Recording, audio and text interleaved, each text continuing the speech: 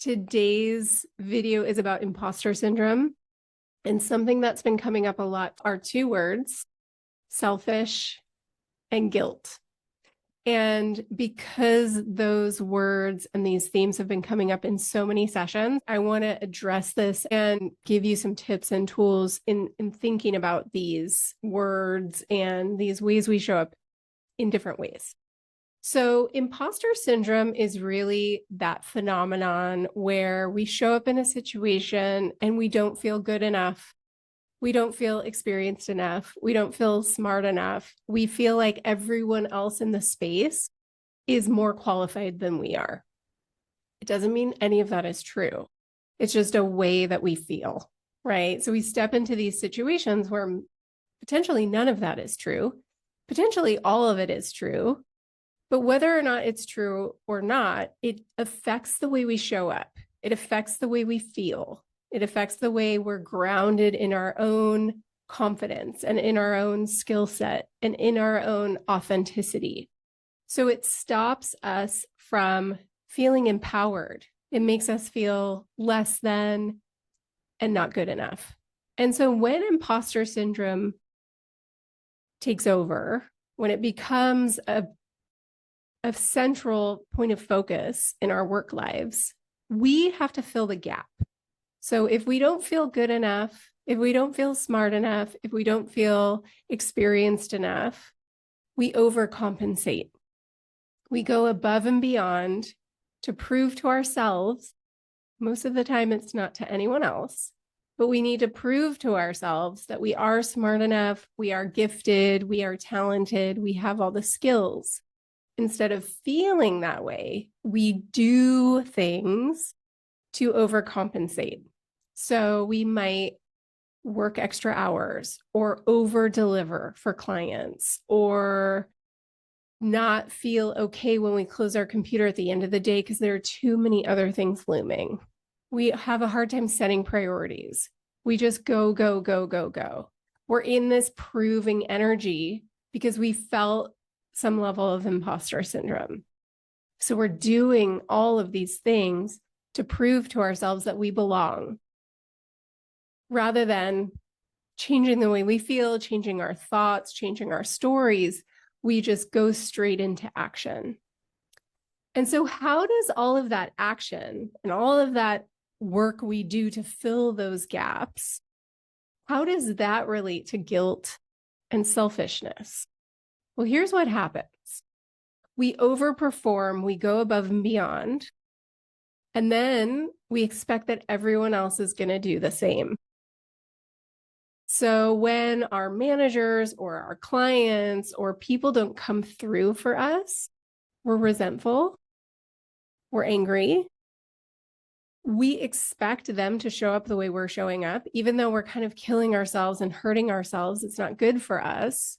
But we think, well, this is the way you're supposed to show up because we're protecting all of the people who rely on us. We're putting ourselves last so that we can fill this gap of imposter syndrome. We expect other people to do the same. We're resentful and angry when they don't. And then if we put ourselves first, we feel guilt. So we look at everyone else who's protecting themselves, putting up boundaries, closing their computer at the end of the day. We call them selfish because we're going above and beyond. They're selfish. If we were to show up in that way, we would feel guilty because we don't like selfish. Selfish, bad. Working hard, good. There's so much unwinding to do. Setting boundaries is not selfish. Selfish is something else. Selfish is people never considering other people in their decisions. And those decisions could be about a variety of things. So selfish means they put themselves first in every situation, but not as a well-being focus, but just as an ego focus. So selfish and ego go over here, taking care of yourself and well-being and boundaries go over here. It's not the same. There are people who are selfish and greedy and egotistical. That's not you. You wouldn't be working with me if that was you. Trust me. Those people don't come into my sphere. You look out for people, you care about people, you want to make impact, you want to be a good leader, you want to protect people, you want to advocate for them. You want to show up as your true, authentic, gifted, honest self. All of these qualities are who you are. You're not selfish. Taking care of yourself, filling your own cup, watching out for your well-being. That's you not believing in the imposter syndrome.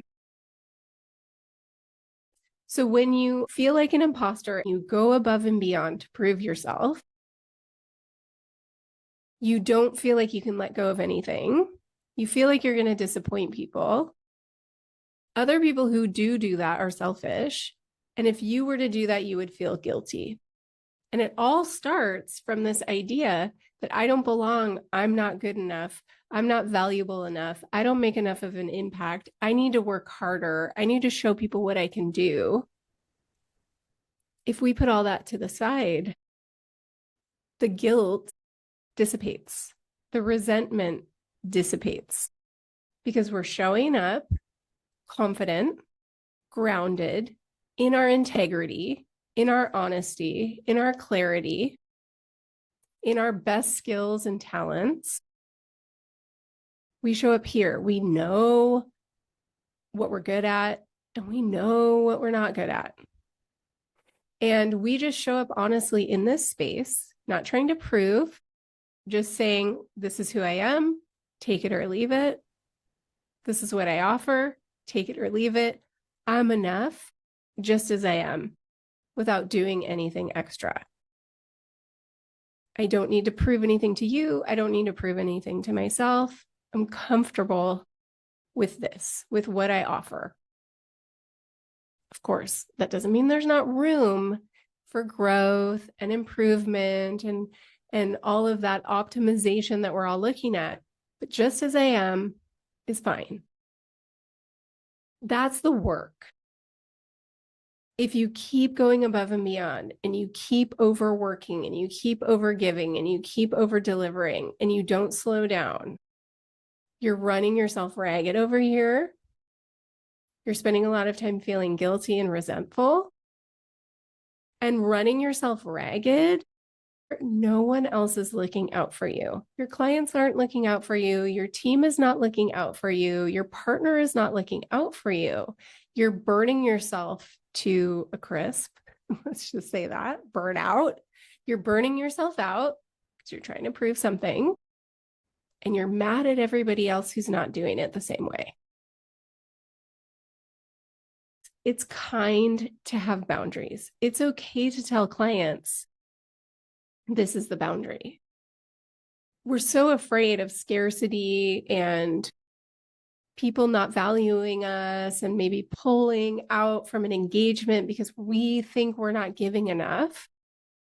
And then we give and give and give, and it's not ever going to be enough. Because if we keep giving and we're not getting paid for that level of giving, what's going to happen over here? We're going to be depleted.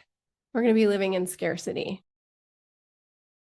It's your responsibility to understand where you're overdoing, overgiving, over-servicing. That's on you.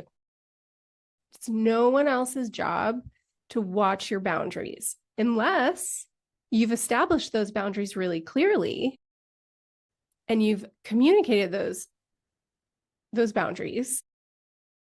Then it is someone else's responsibility to know where they are. But if they don't, you have to keep reminding them. Those are your boundaries, not their boundaries. They're your boundaries. And if they keep violating them, you get two choices. You can let them violate them. You can stop letting them violate them, or you can walk away. If you feel like an imposter, it's going to be hard to have the conversations you need to have to keep those boundaries firm. Because if you already feel like you're not good enough, you're not valuable enough, if you feel all of this scarcity in the way that you show up, there's going to be scarcity over here in the way that you show up.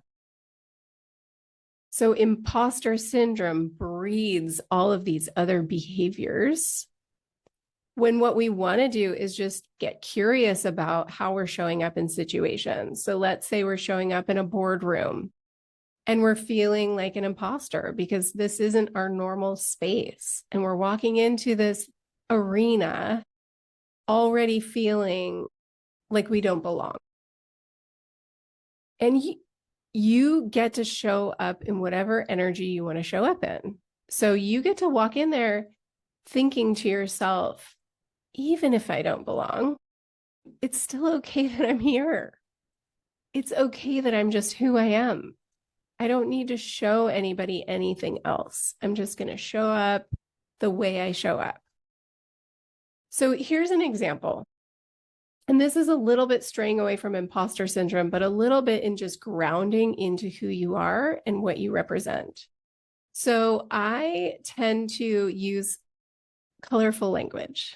So in my podcast, in YouTube videos, sometimes when I'm trying to get points across, I might use some colorful language. And I've gotten feedback from strangers that, oh, I would really like to follow your podcast, or I'd really like to follow your YouTube videos, but that language is just a turnoff for me. Great. So I have two choices. I can change the way I show up to accommodate them and their needs.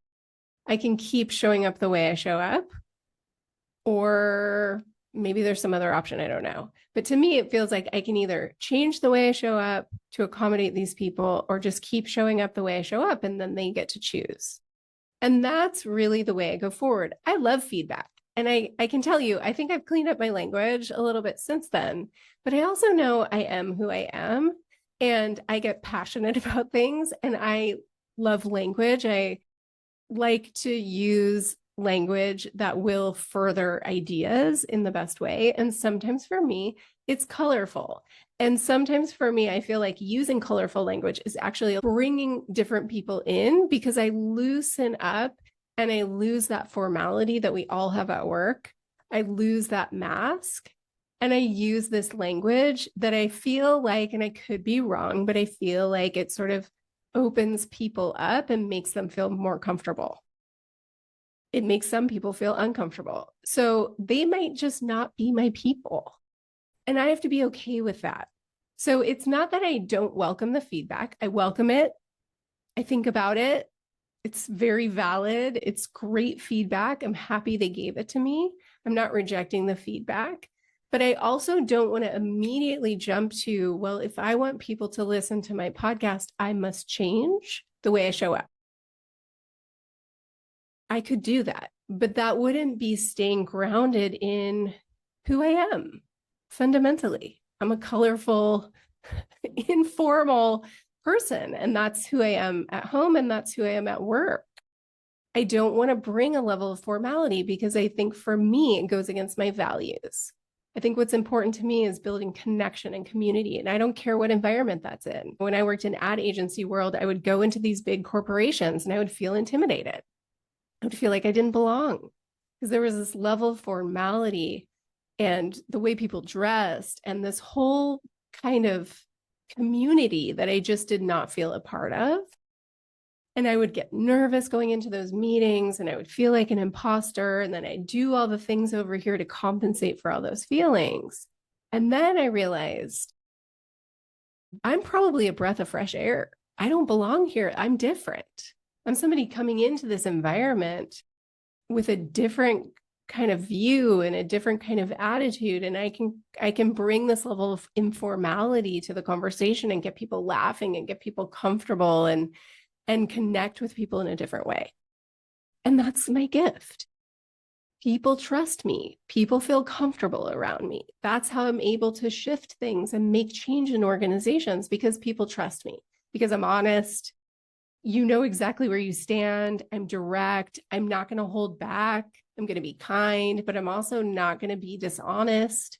I'm not going to beat around the bush. So these are skills I had to develop over time, feeling grounded in that space, not feeling like an imposter. I may not have the same skills as other people. I may not have the same level of experience or the same level of knowledge, but I bring what I bring. It's different. It's not better. It's not worse. It's just who I am. And I'm okay with that. And it took me a long time to get there, but I have pretty much zero guilt at work. Sometimes I feel like, oh, I could be showing up better or I could be showing up differently. That's different than guilt. I have learned how to set very strong boundaries. It wasn't easy. It took time. It took practice. It took getting comfortable in that space of, I know who I am. I know what I need. And if I keep saying yes and it doesn't fit and it doesn't feel good, then I'm going to have guilt and resentment and anger and all these other feelings that are not feelings that I want to be propelling and using as my motivation at work. I'd rather show up grounded, confident, connecting, a different kind of emotional state than anger, resentment, fear, scarcity, worry, which are all feelings that are going to slow me down, stop me in some cases, and not help me get where I'm going. So this is not to judge any way that you've showed up in the past or how things have worked out for you. It's to just look at this imposter syndrome.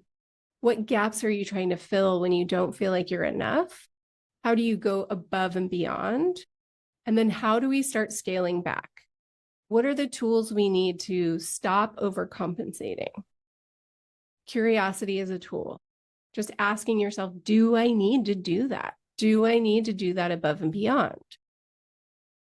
If yes, like your reasons. Yes. For the next week, I'm going to have to go above and beyond because I have a proposal, a presentation, something to do, and it makes sense. I'm going to go above and beyond. I like my reason. Am I going above and beyond because I'm trying to prove something to myself or someone else, or I'm afraid that they're going to pull out of the engagement if I don't over deliver?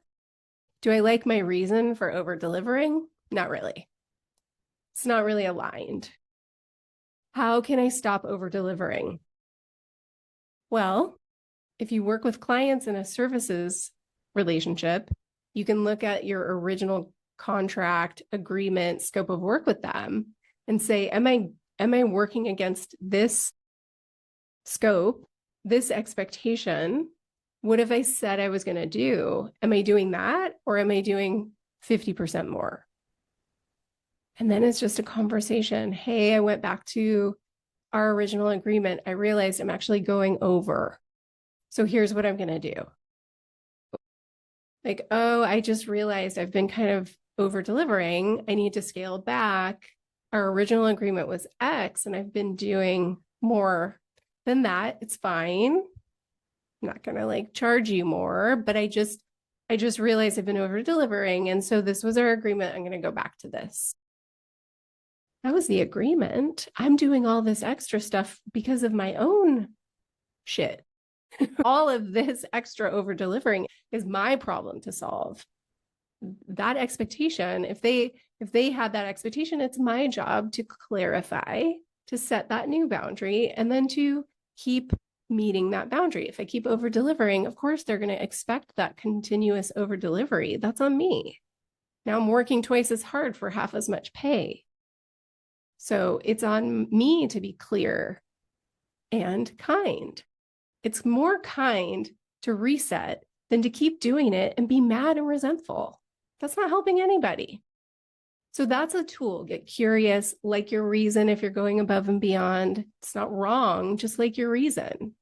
And if you don't like your reason, find a way to pull it back. It might take some emotional coaching and getting real with yourself, and it might take a few conversations with clients, with employers, with managers, with teams, with people in your personal life. Those conversations are not easy, but trust me, when you get good at those conversations, when you do a few of them, it gets so much easier to have those conversations. And trust me, Having a hard conversation is a lot easier than burning yourself to a crisp. Like the ramifications of what you're going to do to yourself when you keep trying to over deliver and over give because you're compensating for something you don't feel good about. The long-term effects of that are a lot worse than the short-term effects of discomfort in having some difficult conversations. There's a big reward to these difficult conversations. And trust me, you have 2 of these conversations. The third one is a breeze. And I promise you it's true. There might be that moment where you're like, I don't want to have this conversation, but it's not like it is before that first one. It's hard. That first conversation is going to be difficult if you aren't used to having these conversations. But by the third time you do it, it's a breeze. And it will never be something that you have to think about again. So look at this. Look at this imposter syndrome. Look at how you're overcompensating. Get curious about it, and then make that choice to rein it in. And of course, I'm here for you. So if you're finding ways that you feel like you're overcompensating and you need help setting boundaries, or you need help having these conversations, reach out. That is what I'm here for. I want to change this for you so that you're not overdoing, overgiving, overcompensating because you don't feel worthy. You don't feel valued. You don't feel like you're good enough. Let's change that. That's coaching. That is literally a coaching.